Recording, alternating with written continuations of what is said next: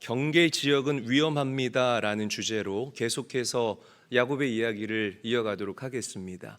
어려움 경험해 보지 않은 성도들 아마 없을 겁니다. 한 가지 문제가 해결되면 또 다른 문제가 우리를 찾아옵니다. 이게 인생이고 또 우리가 부정할 수 없을 것입니다.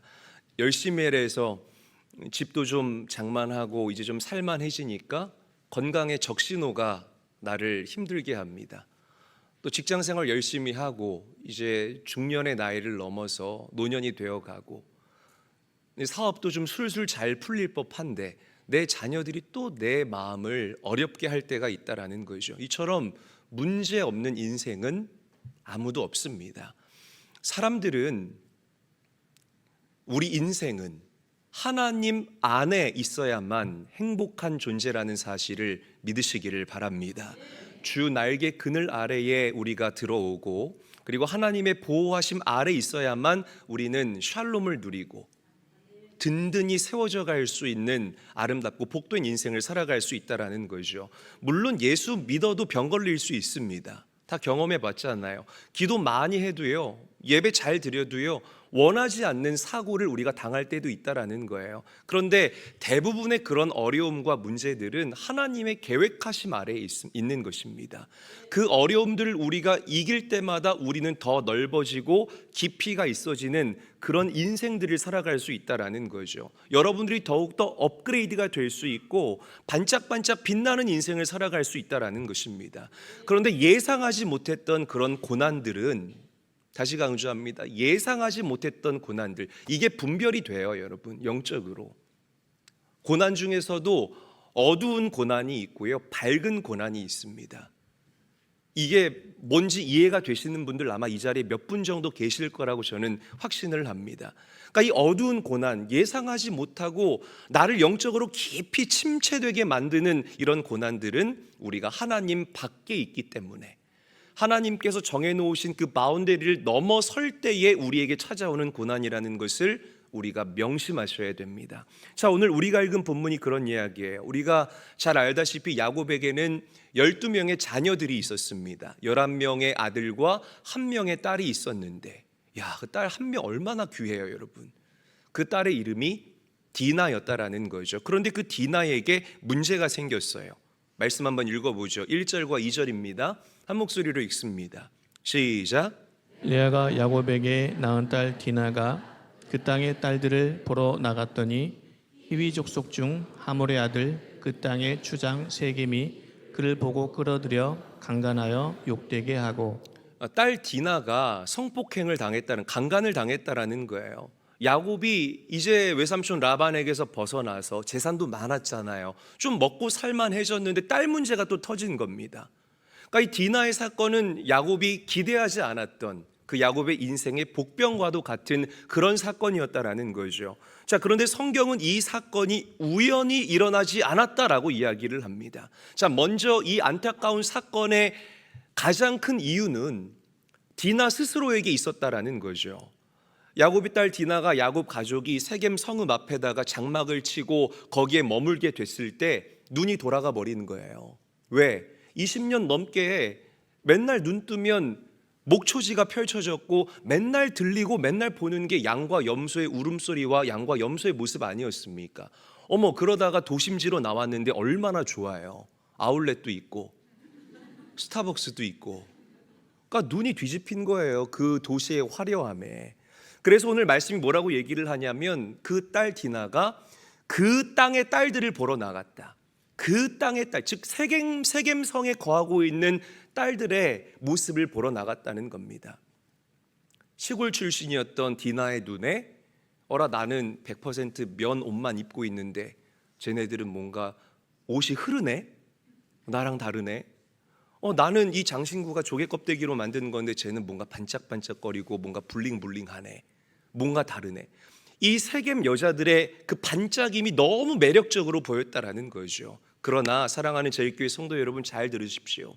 우리 그리스도인들은요, 빛 되신 예수 그리스도의 반짝임보다 세상의 반짝임에 매료되는 순간 원하지 않는 수치와 치욕을 당하게 됩니다. 반드시 그렇게 됩니다. 아무리 이 세상이 화려하고 아무리 이 세상이 보암직하고 아무리 이 세상이 여러분들의 시선을 사로잡는다 할지라도 아니요, 그 시선에서 벗어나서 우리는 날마다 빛 되신 예수 그리스도에게 여러분들의 시선을 고정할 수 있는 존재들이 되어야 할 줄로 믿으시기를 바랍니다. 그게 우리의 구별됨이에요. 그게 우리를 그리스도인답게 만드는 하나님의 능력이고, 날마다 빛 되신 예수님을 바라보는 것이 여러분들을 성도답게 만들 수 있다는 것입니다.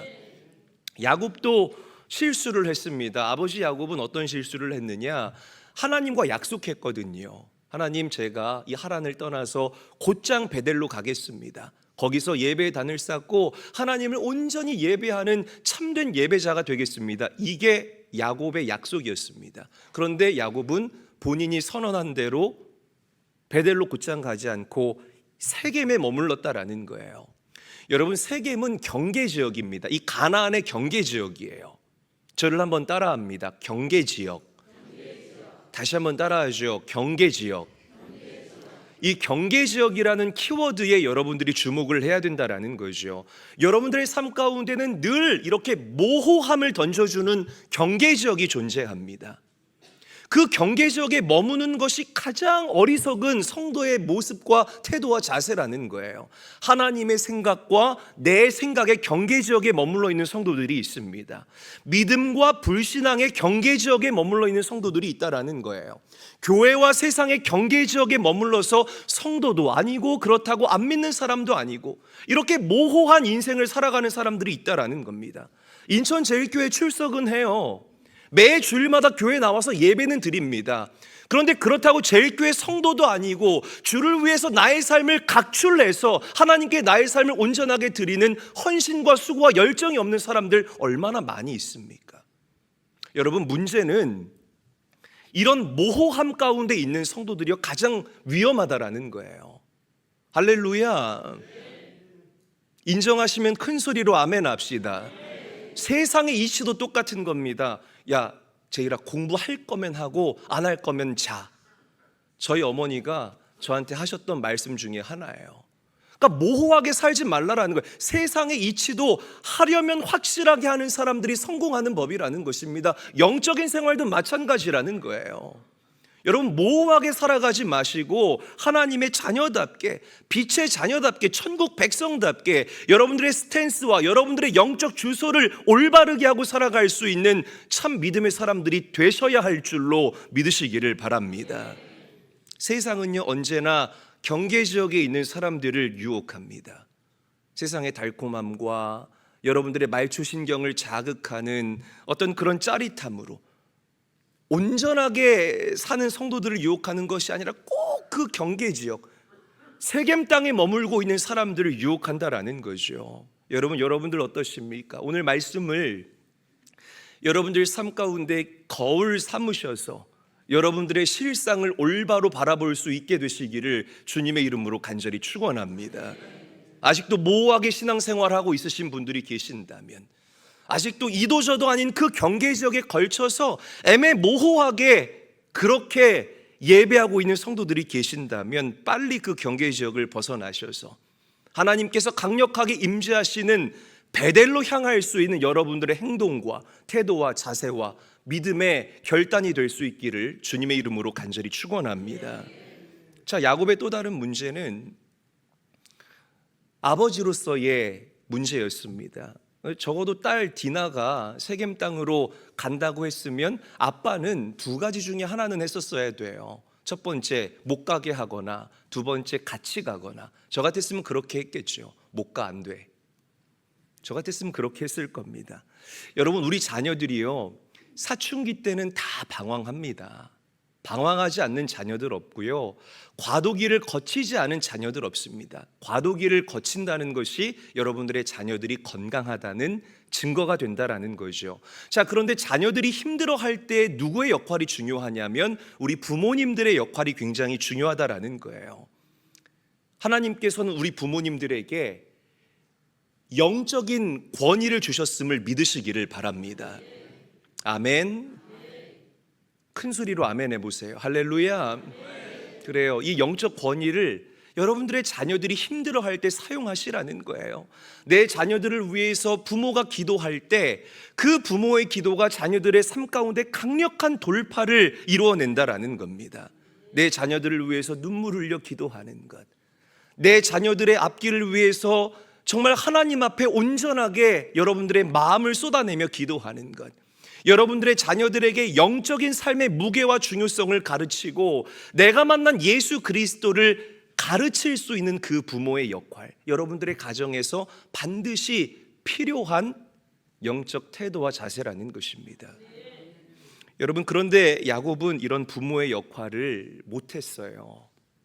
그리고 자신의 딸 디나를 방관했습니다. 말씀 읽어볼게요. 5절 말씀 한 목소리로 읽겠습니다. 시작. 야곱이 그 딸 디나를 그가 더럽혔다 함을 들었으나 자기의 아들들이 들에서 목축함으로 그들이 돌아오기까지 잠잠하였고. 자, 뭐 했다고요? 잠잠하였고에 제가 강조를 해놨죠. 성폭행당했다는, 딸이 성폭행당했다는 소식을 들었는데 아빠가 잠잠했대요. 와, 저는 이 말씀을 묵상하는데 벌써 끌어올랐거든요, 막 이 안에서. 여러분, 저는요, 만약에 딸이 있잖아요, 전 포대기 업고 설교할 겁니다. 얼마나 예뻐요, 얼마나 귀해요. 여러분, 우리 와이프 닮은 그 미니미 같은 딸이 있다고 생각해. 얼마나 예뻐요, 여러분. 막 목마 태우고 저는 설교할 것 같아요. 그런데 딸이 성폭행 당했는데 가만히 있었다는 겁니다. 여러분, 우리는 이 야곱의 모습에서 아버지의 문제점을 발견할 수가 있습니다. 이 가정이 병드니까요, 이제 저희 젊은 세대 가운데에서 이 남자들이요, 당신들이 가정에서 뭘 해야 되는지 모르고 살아가는 남자들이 굉장히 많아요. 옛날에 우리 윗세대의 부모님들이 아버지 역할을 제대로 하지 못했기 때문에 그렇습니다. 실제로 그렇습니다, 여러분. 그래서 이게 그대로 계승된 거예요. 남자들이 직장 생활 열심히 하고 밖에서 일 열심히 하고 자기 힘드니까 취미 생활 하나 정도의 굉장한 열심을 내지만 가정에 대해서 무지하고 무관심한 남자들이 굉장히 많습니다. 우리 남자들 경각심을 갖고 들어야 됩니다. 오늘날 아버지들의 가장 큰 문제가 뭐냐면 사랑해야 될 대상을 혼돈하며 살아가는 거예요. 남자들이요, 누구를 사랑해야 되겠습니까? 내 아내를 사랑해야 할 줄로 믿습니다. 여자들 아멘하지 말고 남자들만 아멘 해보세요. 내 아내를 사랑해야 할 줄로 믿습니다.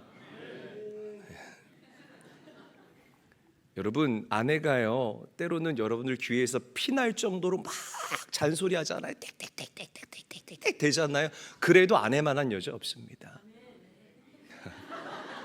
아내가 최고입니다, 여러분. 아내를 사랑해야 할 줄로 믿습니다. 그리고 자신의 자녀들을 사랑해, 가족을 사랑해야 된다라는 거예요. 그러니까 밖에 나가서는 굉장히 나이스 가이예요. 막 많은 사람들한테는 굉장히 잘하는데 집에만 오면 너무나 형편없는 그런 사람들의 모습들이 오늘날 남성들의 모습이라는 것입니다. 우리 남성분들 죄송합니다. 가정에 문제가 생기면 아내에게 책임을 전가하고, 나는 밖에서 일하니까 힘드니까 나는 쉬어야 되니까 자녀 양육하는 일은 뒷전이고, 이런 사람들을 도망치는 아버지들이라고 우리가 부른다라는 거예요. 야곱이 그런 모습이었다는 겁니다. 우리 사랑하는 남성분들, 그리고 방송을 통해서 이 말씀을 듣는 우리 남성분들, 여러분들은 가정과 자녀의 문제를 끌어안고 하나님 앞에 엎드릴 수 있는 믿음의 가장들이 되시기를 주의 이름으로 간절히 축원합니다. 방치하고 방관하고 도망가는 것이 정답이 아니라는 거예요.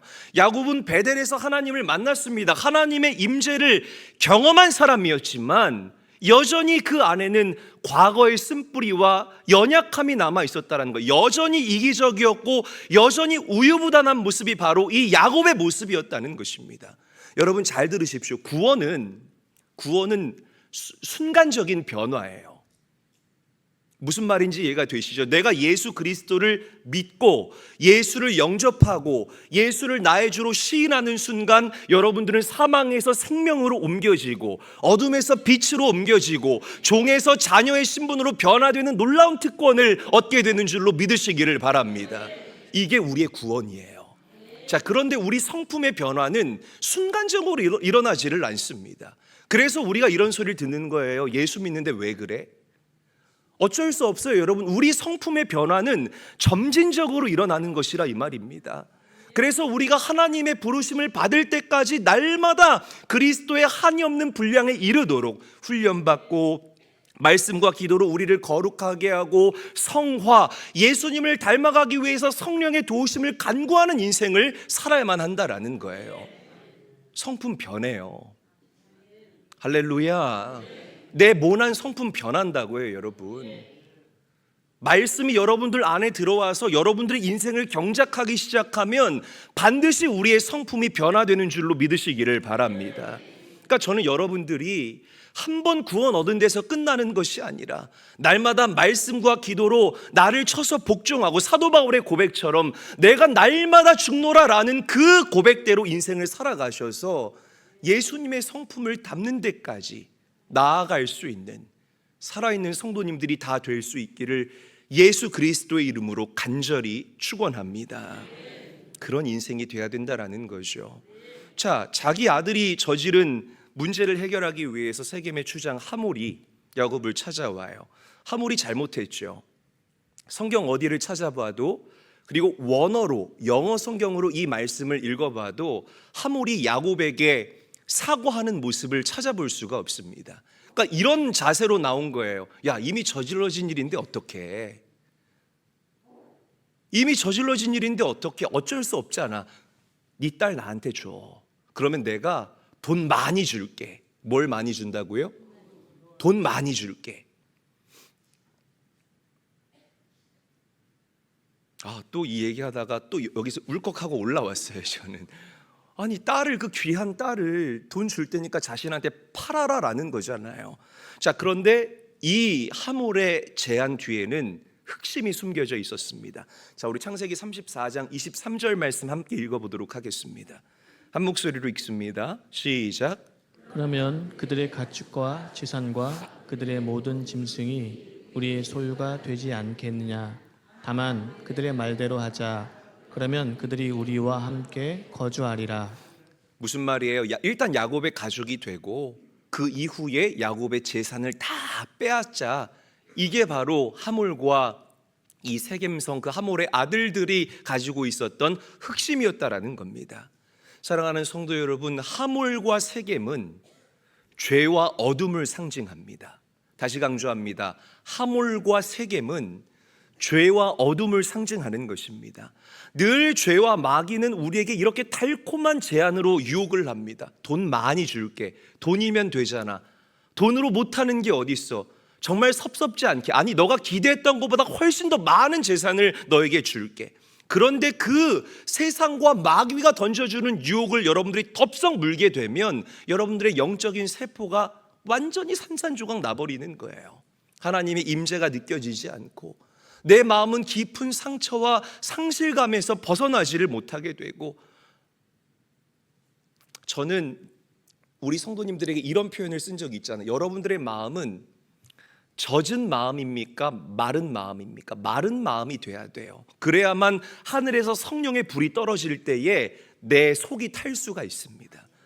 젖어버린 장작더미 같이 정말 축 처져 있으면 성령의 불이 떨어질 때에 탈 재료가 없게 된다라는 거죠. 저는 여러분들의 마음이요, 세상과 죄를 구별하고 거기서 벗어나는 그런 성도들이 되어서, 마음을 지키는 성도들이 되어서 매 예배 시간마다 성령의 불이 떨어질 때 여러분들이 그 심령이 불타오르게 될 수 있기를 주님의 이름으로 간절히 축원합니다.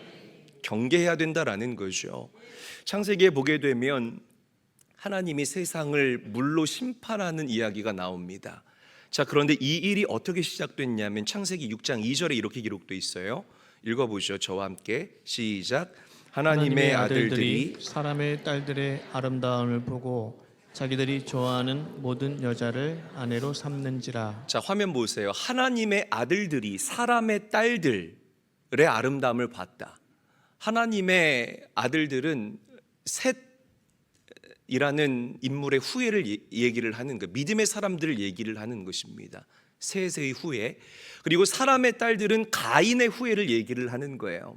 믿지 않는 사람들. 자, 믿음의 가정과 믿지 않는 가정이 연합을 했어요. 어떻게 됐을까요? 믿지 않는 가정이 믿음의 가정으로 변화됐을까요? 아니요, 그렇지 않습니다. 그렇지 않아요. 오히려 하나님의 아들들이 사람의 딸들에게 잡아먹히고 그들이 불신앙의 길을 걷게 되는 안타까운 일이 일어나게 됐다라는 거예요. 자녀들 결혼시킬 때 여러분 좀 단호하실 필요가 있습니다. 결혼은요, 가문과 가문의 약속이에요. 믿으시면 아멘 합시다. 가문과 가문의 약속인데 믿지 않는 가정과 그리고 하나님의 히읗자도 모르는 가정과 결혼을 한다라는 것, 연을 맺는다라는 것 다시 생각해 보시기를 다시 한번 여러분들에게 당부드립니다. 할렐루야. 여러분, 속으면 안 돼요. 내가 어디에 속해 있는지를 명확하게 알 수 있어야 된다라는 거예요. 제가 젊지만 저는 여러분들에게 권면하고 도전합니다. 신앙생활은 외골수처럼 하는 게 맞아요. 믿으시면 아멘 합시다. 신앙생활은 타협이 있어서는 안 됩니다. 맺고 끊음이 명확해야 되고 정해놓은 선을 명확하게 지키면서 철저하게 신앙생활하는 자들을 하나님께서 기뻐하십니다. 이도 아니고 저도 아니고 박쥐처럼 여기 붙었다 저기 붙었다 안 된다라는 거예요. 어떤 형편과 어떤 상황에서도 나는 하나님의 자녀이다, 나는 빛의 자녀이다, 이 세상을 살아가지만 나는 천국에 속한 자이다라는 이 정체성과 이 고백이 여러분들에게 명확하셔야 한다라는 것입니다. 할렐루야. 이게 없으면 이 마지막 때에 여러분 잠식당해요. 세상의 노이즈, 그 세상의 소음에 잠식당하는 안타까운 인생이 된다라는 거죠. 편하게 신앙생활 하시려면 다른 데로 가시기를 저는 여러분들께 권면드립니다. 절대 신앙생활 편하게 하는 것 아닙니다. 지켜야 될 것, 이 마지막 때일수록 지켜야 될 것들이 얼마나 우리 삶 가운데 많아야 되는지 몰라요. 지켜나가십시오. 사수하시기를 주의 이름으로 간절히 축원합니다. 믿음 때문에 때로는 수치를 당해야 될 때도 있고요, 때로는 좁은 문으로 걸어가야 될 때도 있고 좁은 길로 걸어야 될 때도 있다라는 거예요. 그러나 그 어려움을 기꺼이 감당하는 것, 그럴 때 우리는 구별된 신부로서 아름답게 살아갈 수 있게 되는 것입니다. 절대로 믿음 생활에 타협하지 않게 되시기를 주님의 이름으로 간절히 축원합니다. 옆 사람과 인사하죠. 우리는 세상과 구별된 그리스도인입니다. 다시 한번 인사하겠습니다.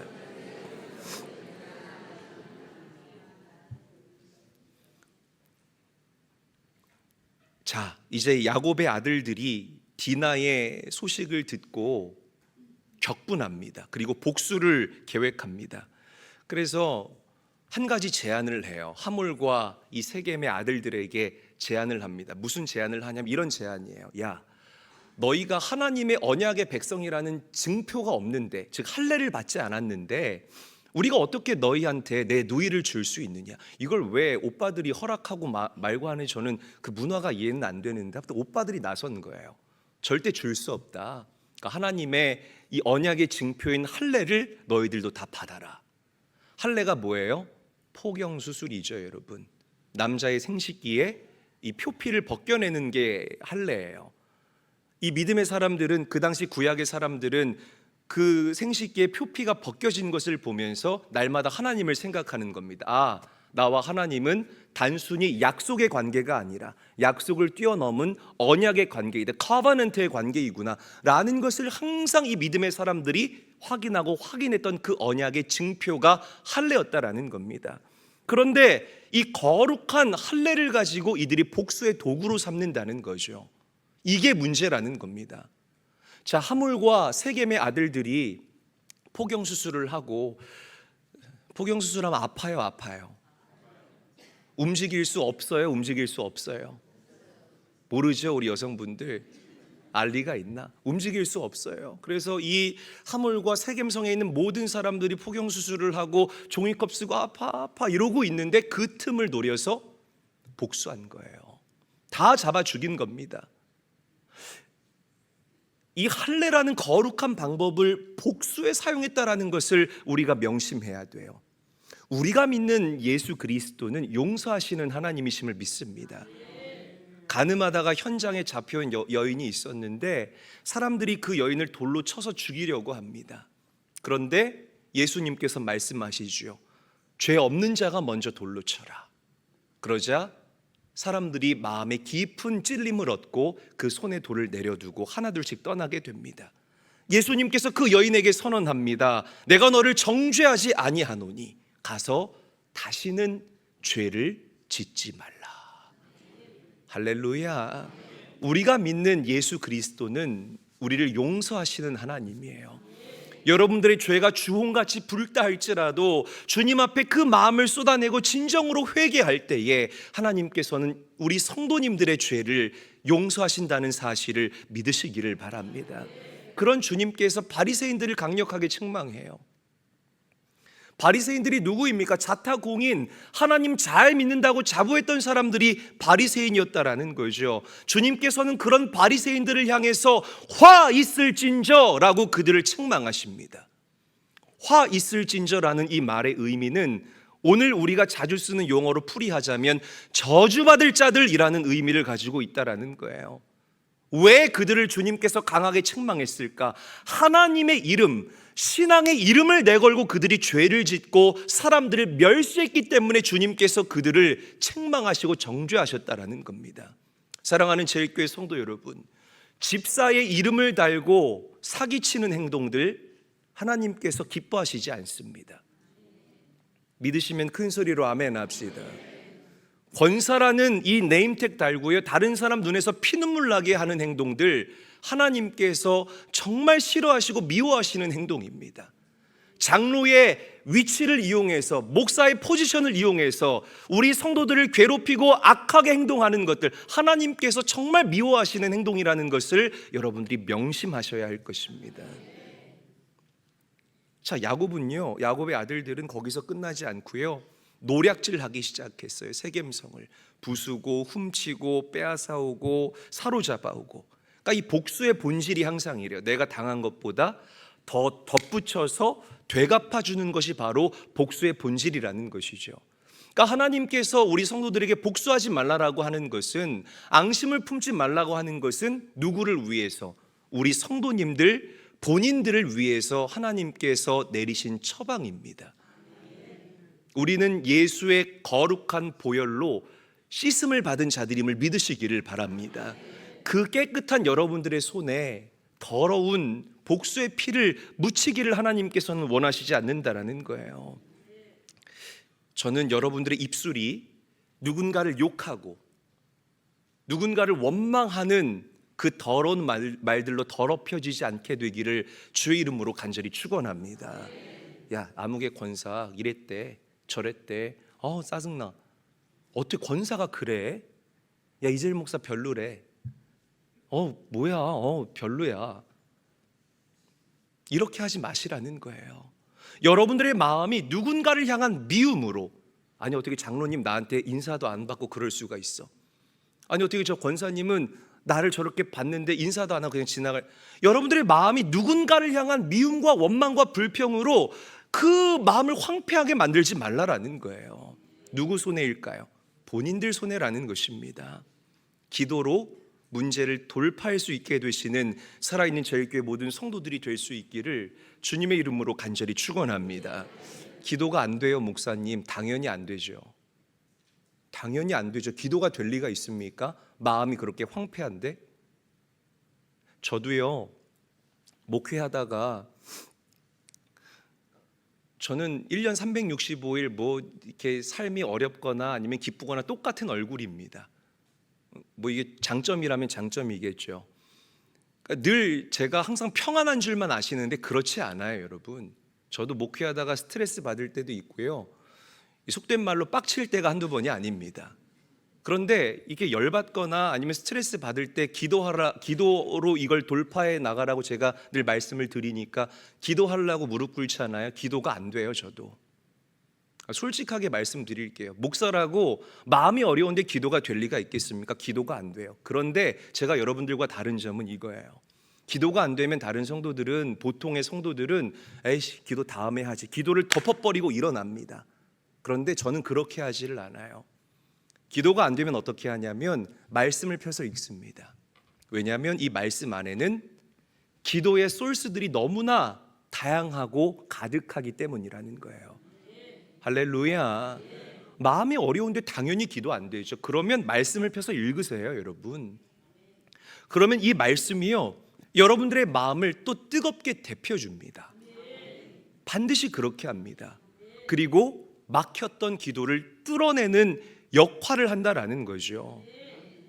그러니까 답답한 마음, 문제 앞에서 기도하는 사람들 그 모습을 볼 때, 야, 저런다고 문제가 해결되나? 정말 스투핏해 보인다. 정말 멍청해 보인다. 우리가 그렇게 생각할 수 있죠. 안 해본 사람들이 그런 말 하는 겁니다, 여러분. 안 해본 사람들이.